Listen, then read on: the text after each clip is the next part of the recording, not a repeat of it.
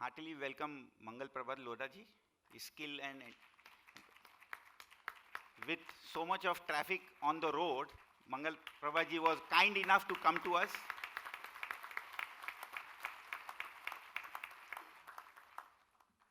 Entrepreneur development साठीचं book Mangal Prabhat लोढांकडे skill डेव्हलपमेंटचं दायित्व आहे, महाराष्ट्र सरकारने दिलेलं आहे. त्याबाबतच ते बुकचं विमोचन करत आहेत. तर one good round of applause.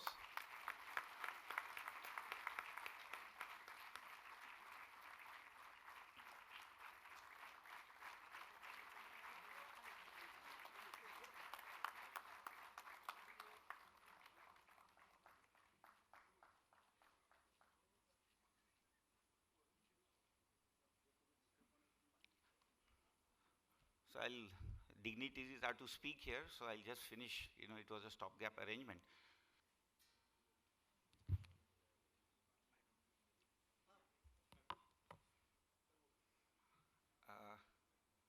It would be great pleasure to invite Shri Mangal Prabhat Lodha ji, his skill development minister for Maharashtra.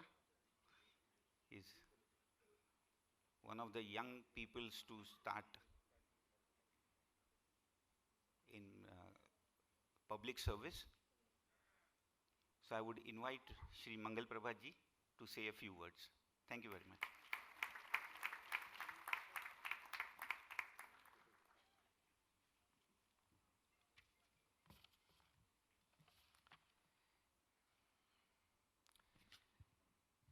लघु भारती के राष्ट्रीय अध्यक्ष माननीय श्री बलदेव भाई प्रजापति जी,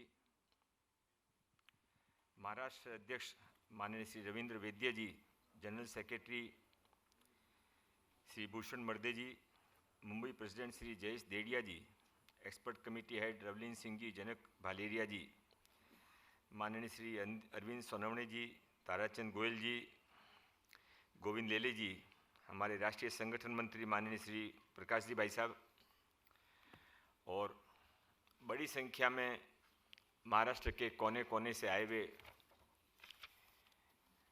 ऐसे लोग जिनके भरोसे ये देश विवेकानंद जी के सपने को साकार करने जा रहा है कि कभी भारत वापस विश्व गुरु बनेगा, ऐसे मेरे आदरणीय इंडस्ट्रियल भाइयों, व्यापारियों, मैं सबसे पहले आपसे देरी से आने के लिए मन से क्षमा चाहता हूँ. मैं 11 बजे निकल गया था, पर थोड़ी रास्ता एक जल्दी आने के चक्कर में एक ऐसे रास्ते पे चला गया जहाँ पे स्कूल छूटी उसी समय और काफ़ी मैं ज़्यादा लेट हो गया. मैं मन से सॉरी चाहता हूँ. मैं आपका सबका बहुत रेस्पेक्ट करता हूँ, आपके टाइम्स का भी रेस्पेक्ट करता हूँ, पर इस कृपया इसके अन्यथा नहीं लें. मर्डे जी, आपसे मैं विशेष तौर पे क्षमा करना चाहता हूँ. समय की मर्यादा है, इसलिए मैं ज़्यादा कुछ नहीं बोलूँगा. और जिनको अभी अभी निर्मला सीतारमन जी का भाषण सुनने को मिला हो, उनके सामने मेरा कुछ बोलना बहुत ज़्यादा उचित भी नहीं है, क्योंकि इतना तो मैं भी समझता सकता हूँ कि हमारी जिनके पास में इस देश के तिजोरी की चाबी है, जो सम्माननीय वित्त मंत्री हैं, वो यदि किसी कार्यक्रम में आने का हाँ बढ़ती हैं, तो इसका मतलब उस कार्यक्रम का महत्व क्या है, उस कार्यक्रम में जो इतने लोग बैठे हैं उतना उनका कितना महत्व है. विशेष तौर पे निर्मला जी को बुलाना आसान नहीं है. निर्मला जी बहुत चूजी है इस बारे में, और आप डिजर्व करते हैं, इसलिए निर्मला जी आपसे मिलने आई और आपके सामने अपनी बात रखी. ये देश माननीय मोदी जी के नेतृत्व में एक बड़ी अंगड़ाई ले रहा है. मुझे चूँकि ये सेशन एक्सपोर्ट से संबंधित है और इसके बाद का जो सेशन है उसमें भी मेरा कोई रोल नहीं है, इसलिए बीच बीच में मैं थोड़ी थोड़ी बात करके अपने जो 7-8 मिनट का समय वो आपके सामने अपना मन रखूँगा. हम लोग देश बनाने वाले हैं. देश सरकार नहीं चला सकती है. हजारों साल से राजाओं के समय से जितना सेनापति का वैल्यू होता था, उतना ही देश के नगर सेठ का भी वैल्यू होता था. और समय के साथ के अंदर इसमें फ़र्क पड़ा और उस फ़र्क का नुकसान हम भुगत रहे हैं. 70 साल में हमने बहुत खोया, पर आज ना आप तैयार हैं ना हम तैयार हैं कि आने वाले समय में जो हमने 70 साल भोगा वो आने वाली पीढ़ी के लिए छोड़ के जाएं। हम आने वाली पीढ़ी को एक अच्छा भारत, मजबूत भारत, ईमानदार भारत छोड़ के जाना चाहते हैं।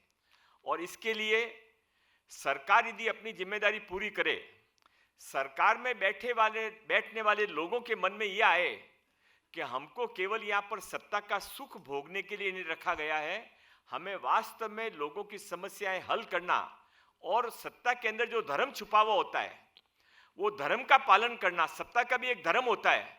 और वो धर्म का पालन ये है कि पूरी ईमानदारी से कानूनों का पालन करें। सरकार का काम लोगों के ऊपर शासन चलाना नहीं है, लोगों के लिए शासन चलाना है। और यदि यदि सरकार ईमानदारी से करने लग जाए तो वास्तव के अंदर हमारा स्वर्णिम युग आ जाए। किसी भी व्यापारी से यहाँ पूछ लीजिए, यहाँ से लास्ट कोने में बैठे व्यापारी से, उनको यदि कोई सरकार का टॉप सारे सरकार मिलकर एक साथ चली जाए और उसको पूछे कि आपको क्या चाहिए, मैं आपके लिए क्या कर सकता हूं, तो शायद वो यही कहेगा कि हमारे लिए आप ये करिए, कि हमारे लिए आप कुछ मत करिए, हमको हमारे हाल पे छोड़ दीजिए। सरकार का इंटरफेरेंस, सरकार का सपोर्ट, सरकार का इंटरफेरेंस बदल जाता है। और यदि सरकार कुछ इंटरफेरेंस नहीं करे तो हम सक्षम हैं। हमने नौकरी नहीं की, हम सब नौकरी कर सकते थे, पर हम नौकरी नहीं करके इस व्यवसाय में आए, इंडस्ट्री चलाने को आए, व्यापार चलाने को आए, क्योंकि हमारे को खुद के ऊपर विश्वास था। हमको पता था कि हम खुद कुछ सृजन कर सकते हैं, हम खुद कुछ निर्माण कर सकते हैं। और वो सोचने की ताकत आप में पहले दिन भी थी, वो सोचने की ताकत आपके अंदर आज भी है। और यदि हम सब मिलकर इकट्ठे होकर, हम मतलब आज मैं भी आपकी तरह कोई समय में व्यापार किया करता था, अभी मैंने 4 साल से बिजनेस छोड़ दिया है, पर मुझे पूरे 1 महीने से मेरे को मिनिस्ट्री मिली। 1 महीने भी मेरा भी पूरा नहीं हुआ है, पर 1 महीने में मैंने इतना जरूर समझा है कि यदि ईमानदारी से सरकार के अधिकारी और सरकार मिलकर काम करे तो ये देश वास्तव के अंदर बहुत आगे जा सकता है। और हमारे बच्चे जिनके अंदर इतनी ताकत है, नासा में गए तो टॉप पर गए, यूके के किसी भी हॉस्पिटल में चले जाइए, सबसे अच्छे सर्जन आपको इंडियन मिलेंगे। अच्छी यूनिवर्सिटी में चले जाइए तो पढ़ाने वाले लोग हमारे इंडियन मिलेंगे। वो वहां पर जाकर जब पूरा इतिहास कायम कर सकते हैं, तो यहां पर क्या है? यहां पर केवल इतना ही है कि जो कुछ आज तक सरकार जिन्होंने चलाई है, उन्होंने सरकार को केवल सत्ता का लालच समझा, सत्ता का एक चलाने का माध्यम समझा। मैं माननीय मोदी जी के बारे में, आप सब माननीय मोदी जी को मेरे से ज्यादा अच्छी तरह से देखते हैं, समझते हैं, पर मैं इतना जरूर उनके बारे में कह सकता हूं कि वो राजनीति के अंदर हैं। उनकी राजनीति आपसे मेरे से बहुत ज्यादा पक्की समझ है। हम सब लोग मिलकर जितना राजनीतिक दिमाग चला सकते हैं, उससे ज्यादा अच्छा दिमाग उनका अकेले का चलता है। पर इसके बाद भी वो जो कुछ करते हैं उसमें 90% काम देशभक्ति का करते हैं। कोई उनसे जाकर पूछे क्या जरूर है आसाम के अंदर जाकर ब्रिज बनाने की, नागालैंड के अंदर जाकर रोड बनाने की, सीमाओं के ऊपर जाकर नए सुरक्षा के साधन खड़ा करने की, उससे कोई वोट नहीं मिलते हैं। 370 धाराएं दी हटाई तो उससे पूरा एक समाज हमारे खिलाफ हो गया। बंगाल के अंदर हमको उसका परिणाम भुगतना पड़ा। मोदी जी को पहले से समझ था, पर 370 हटाना था, कश्मीर को वापस भारत का हिस्सा बनाना था। यदि ऐसा व्यक्ति आज भारत का नेतृत्व कर रहा है तो फिर हम सबको आगे बढ़ने का मौका आया है, हम सबको काम करने का मौका आया है। थोड़ा हम सबको बाहर आना पड़ेगा। हम सबको बाहर आकर जो कुछ भी हमारे पास में करने की ताकत है, क्रिएशन की ताकत है, वो स्वयं के लिए तो इस्तेमाल करते हैं, थोड़ी और जॉब के लिए भी इस्तेमाल करें, स्किल के लिए भी इस्तेमाल करें। मेरे पास में स्किल डिपार्टमेंट है, महिला बाल कल्याण भी है। मैं आप सबके सामने पूरी ईमानदारी से मेरा मोबाइल नंबर, मेरा प्राइवेट मोबाइल नंबर जो अभी भी मेरे पास है, खाली भाषण देते समय मैंने मेरे छोड़ा है वहां पर। माननीय प्रकाश जी भाई साहब मेरे हमारे संघ के बड़े प्रचारक हैं, वो मुझे अच्छी तरह से व्यक्तिगत तौर पे भी जानते हैं। 27 साल से एमएलए हूं, मैंने कभी मेरा पीए नहीं था, मेरा मोबाइल ही मेरा पीए था। अब जरूर ऐसा हुआ है कि सरकारी फोन करने से कारण मेरे को दूसरे रखने पड़ते हैं।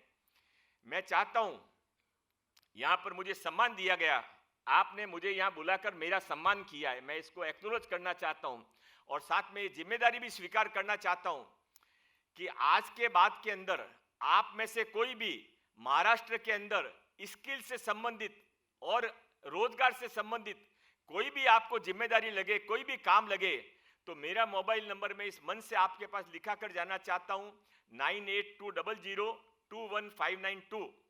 मैं रिपीट करता हूं, 9820021592। इस नंबर के ऊपर मेरे विभाग से संबंधित कोई भी काम होगा तो आप मुझे बताइए। यदि आप मेरी जगह होकर वो काम पूरा कर सकते होते तो मैं अवश्य उस काम को पूरा करूंगा। और एक कदम एक आगे और जाकर एक बात कहना चाहता हूं, ये लघु भारती का कार्यक्रम है। लघु भारती नाम भली उसका लघु भारती हो, पर वो बड़ी मां भारती की आरती करने के लिए और मां भारती की सेवा करने के लिए यहाँ पर आए हुए हैं। इसलिए महाराष्ट्र सरकार में जब तक मैं मंत्री हूं तब तक महाराष्ट्र सरकार में मुझे मालूम है, मुझे ब्लाइंड फेथ है आपके ऊपर कि आप कोई गलत काम के लिए नहीं आएंगे। महाराष्ट्र से सरकार से संबंधित कोई भी काम हो तो जो नंबर मैंने अभी लिखाया उस नंबर के ऊपर आप व्हाट्सएप करिए। उस काम को कराने के लिए मेरा व्यक्तिगत काम है ऐसा समझकर मैं आपके साथ काम करूंगा। और आप में से यदि 50 लोगों के भी मेरे पास में अगले 1-2 महीने में फोन आते हैं और 10 लोगों को भी मैं काम कर पाया तो वैद्य जी और मर्डे जी को लगेगा कि नहीं, हमने किसी गलत आदमी को नहीं बुलाया। और आपको भी लगेगा कि पॉलिटिशियन की तरह अच्छी मीठी बातें करके भाषण दे के नहीं गया। He mean business, we mean business. Maharashtra के अंदर बहुत ताकत है। महाराष्ट्र के लोग बहुत प्रोफेशनल हैं, बहुत मेहनती हैं, कभी झूठ नहीं बोलते, चोरियां नहीं करते, बदमाशी नहीं करना चाहते, इज्जत से ईमानदारी से मेहनत करके कमाना चाहते हैं। अब ये जो सरकार आई है उस सरकार के साथ में थोड़ा आप आगे हाथ बढ़ाइए। हम पूरी बाह खोलकर आपके साथ में काम करने को तैयार हैं। बहुत बहुत धन्यवाद। जय हिंद, जय महाराष्ट्र।